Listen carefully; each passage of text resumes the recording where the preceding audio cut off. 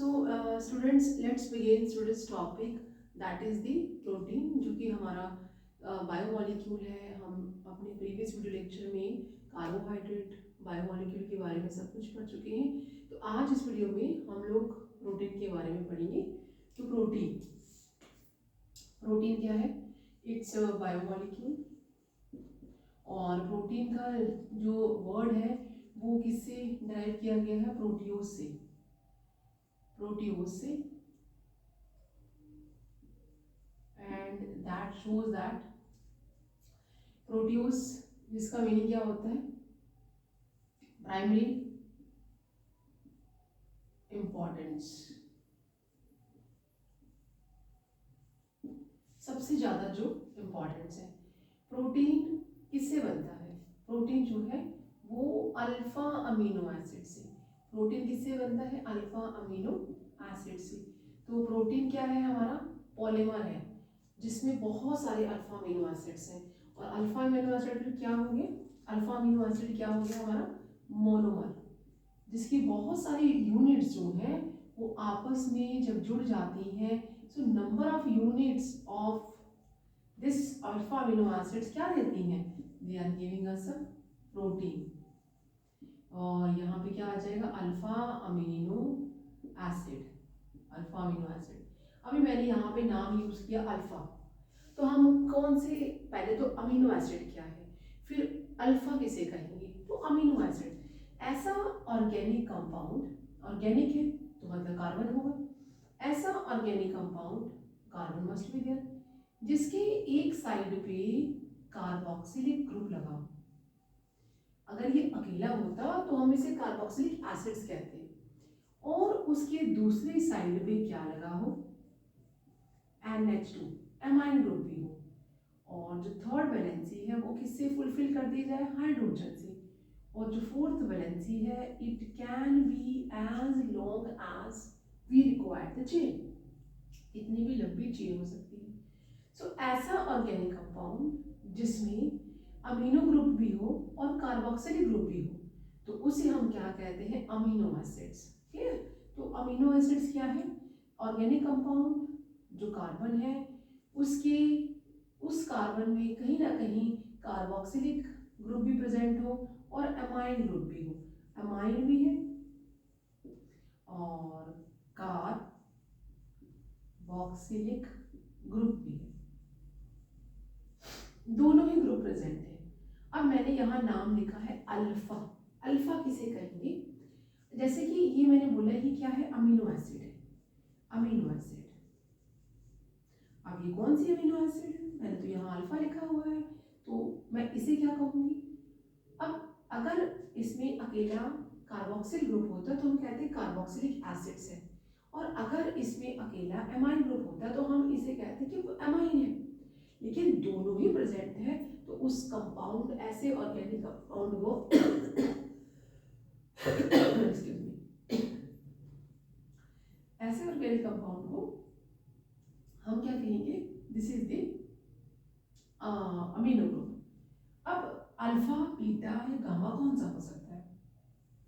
So alpha, अगर जो carboxyl group है उसी कार्बन पे, जिसपे कार्बोक्सिल ग्रुप लगा है, उसी कार्बन पे एमाइन ग्रुप प्रेजेंट होगा तो हम उसे क्या कहेंगे? अल्फा। और जैसे मैंने कहा, एक वैलेंसी जो हाइड्रोजन से फुलफिल की गई है, दूसरी वैलेंसी जो है वो किसी भी कार्बन चेन, स्ट्रेट चेन या एल्फेटिक चेन या एरोमेटिक चेन से फुलफिल कर दी जाए। तो अगर अमाइन और कार्बोक्सिल सेम कार्बन पे हो तो हम उसे क्या कहते हैं? अल्फा। नेक्स्ट, अगर जो कार्बन है जिसके पास COOH कार्बोक्सिल ग्रुप है, उसके एडजेसेंट कार्बन के पास एमाइन ग्रुप है, तो हम इसे क्या कहेंगे? अब जिस कार्बन के पास कार्बोक्सिल ग्रुप है उस पे एमाइन नहीं है तो हम इसे क्या कहेंगे? बीटा। ये क्या हो गया? बीटा। सिमिलरली, अगर कार्बन जिसपे COOH कार्बोक्सिल ग्रुप प्रेजेंट है, उसके नेक्स्ट टू नेक्स्ट कार्बन पे एमाइन ग्रुप कहीं ना कहीं लगा हुआ है, तो ये आगे R भी हो सकता है या H भी हो सकता है। बट जब कार्बन, जिस कार्बन के पास COOH कार्बोक्सिल ग्रुप है, उसके नेक्स्ट टू नेक्स्ट पे लगा है, तो हम इसे क्या कहेंगे, गामा। ये गामा अमीनो एसिड्स है। ये अल्फा अमीनो एसिड है, ये बीटा अमीनो एसिड है, और ये गामा अमीनो एसिड है।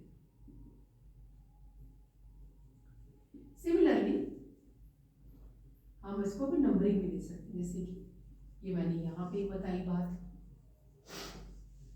यहाँ बता दी, यहाँ बता दी। और वन मोर थिंग, अगर जिस कार्बन के पास कार्बोक्सिल ग्रुप प्रेजेंट है, एक छोड़ के, दो छोड़ के और फोर्थ मीन्स, अब जैसे मैंने कहा कि सेम पे है अल्फा, नेक्स्ट एडजेसेंट पे है तो बीटा, एडजेसेंट के नेक्स्ट पे है तो गामा, और देन एक दो तीसरे पे है, तो यहाँ पे कहीं पर भी आप एमाइन ग्रुप लगा सकते हैं। और ये जो चेन है वो आर से भी फिनिश हो सकती है, एच के ऊपर भी आ सकता है, तो हम simply we are writing R here, कि वो एच भी हो सकता है, नहीं भी हो सकता। बट अगर जिस कार्बन के साथ कार्बोक्सिल ग्रुप लगा हुआ है, उसके नेक्स्ट टू नेक्स्ट वाले पे मीन्स, अगर हम उसको वन पोजीशन देते हैं तो 2 3 फोर्थ वाले कार्बन पे अगर अमीनो ग्रुप प्रेजेंट है, तो हम इसे क्या कहेंगे, delta amino acid. Is it clear? तो हम जो पढ़ रहे हैं प्रोटीन जो है वो हम प्रोटीन से डिराइव किया है, मीन्स प्राइमरी इंपॉर्टेंस। जो हमारी प्रोटीन जो है, it is present all over the body, ये सारी जगह पाई जाती है। प्रोटीन जो है वो सिर्फ और सिर्फ अल्फा अमीनो एसिड से बनती है, तो इसका मतलब है जो प्रोटीन है उसका जो मॉनोमर है वो अल्फा अमीनो एसिड है। पहले तो अमीनो एसिड क्या है, अमीनो एसिड ऐसा ऑर्गेनिक कंपाउंड जिस कंपाउंड में कार्बोक्सिल ग्रुप भी हो, एमाइन ग्रुप भी एक साथ हो, तो हम उसे क्या कहते हैं, अमीनो। अब इसे अल्फा कब कहेंगे, अगर ये दोनों एक ही कार्बन पे हैं, अगर ये दोनों एडजेसेंट पे हैं, अगर ये दोनों एडजेसेंट के नेक्स्ट पे हैं, और अगर ये दोनों एडजेसेंट के नेक्स्ट टू नेक्स्ट हैं, तो इनका नाम alpha, beta, gamma and delta हो जाएगा अमीनो एसिड। ये तो अमीनो एसिड की क्या होगी, क्लासिफिकेशन।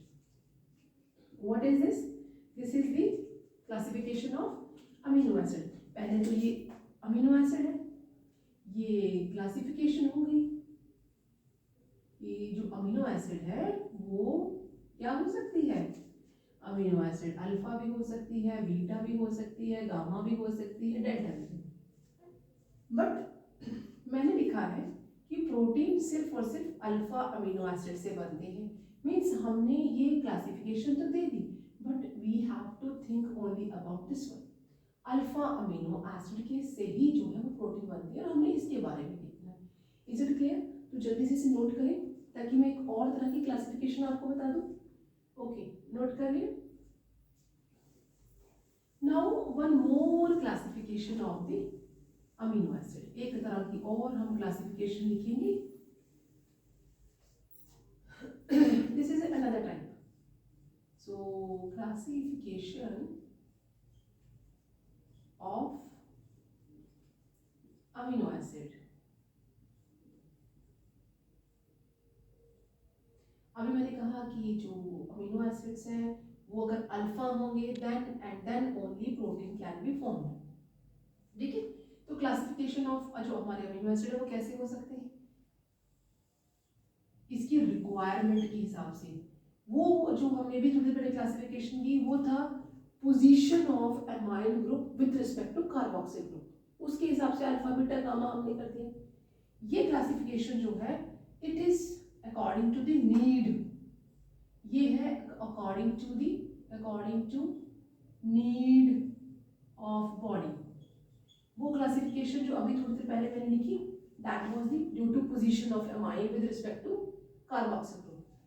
ये जो क्लासिफिकेशन है ये बॉडी कैसे किसको रिक्वायर करती है उसके हिसाब से है। तो क्लासिफिकेशन ऑफ अमीनो एसिड हो सकता है असेंशियल अमीनो एसिड,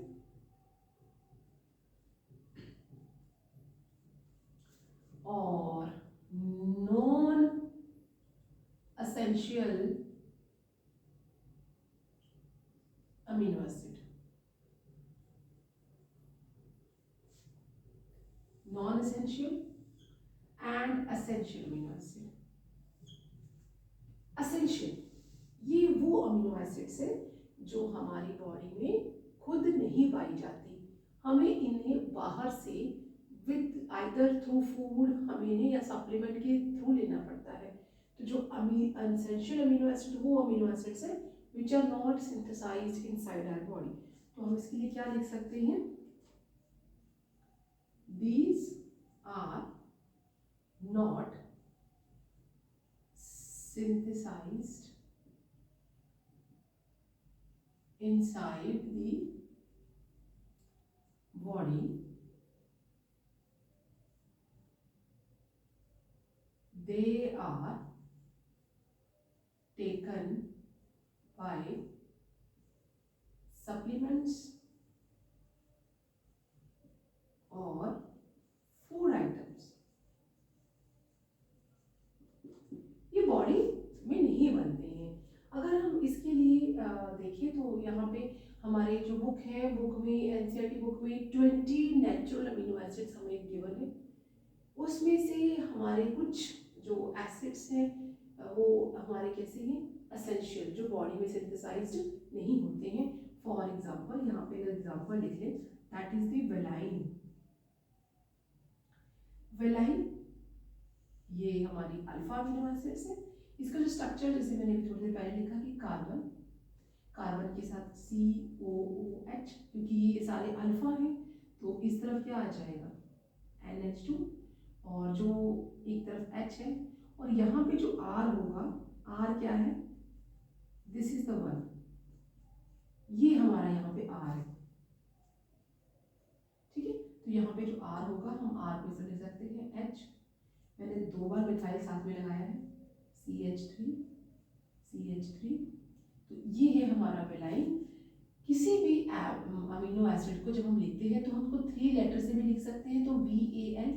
एमाइन को लिखने के लिए वी आर यूजिंग 3 लेटर। जिस तरह से हम लोग एलिमेंट को रिप्रेजेंट करने के लिए पहला लेटर कैपिटल लिखते हैं, अगर वो सिंगल लेटर जैसे कि कार्बन तो हम C लिखते हैं, और अगर वो 2 लेटर से लिखा जाता है जैसे सोडियम तो N कैपिटल लिखते हैं, देन हम A जो है वो स्मॉल लिखते हैं, Na उसका एग्जांपल देते हैं। वैसे ही किसी भी जो अमीनो एसिड है उसे लिखने के लिए जो फर्स्ट 3 लेटर है उन्हें ले लेते हैं, या फिर सिंगल लेटर भी ले सकते हैं।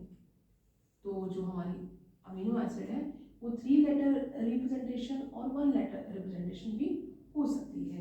ये हमारी एसेंशियल अमीनो एसिड है, ये बॉडी में नहीं बनती है। और हम किस तरह की अमीनो एसिड लेते हैं, अमीनो ग्रुप जो है वो हमेशा ही कहाँ होना चाहिए, लेफ्ट हैंड साइड पे with respect to carboxylic acid, हमेशा ही हो, क्योंकि जितने भी अमीनो एसिड है they are basically L rotatory, जितने भी अमीनो एसिड्स होते हैं वो एल रोटेटरी है। तो हम इसके साथ एल लेंगे, और एल में जो अमाइन ग्रुप है वो हमेशा ही लेफ्ट साइड पे होता है। अब अगर बात करें नॉन एसेंशियल अमीनो एसिड, इस तरह की अमीनो एसिड जो है वो हमें बाहर से लेने की कोई ज़रूरत नहीं है, ये हमारी बॉडी में खुद ही बन जाती हैं। तो नॉन एसेंशियल अमीनो एसिड में क्या लिख सकते हैं, दीज आर सिंथेसाइज्ड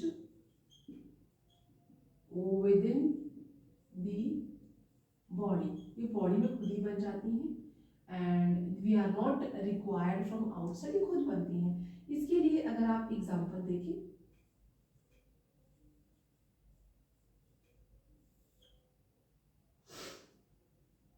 तो हम यहाँ पे एलानाइन एग्जांपल ले सकते हैं।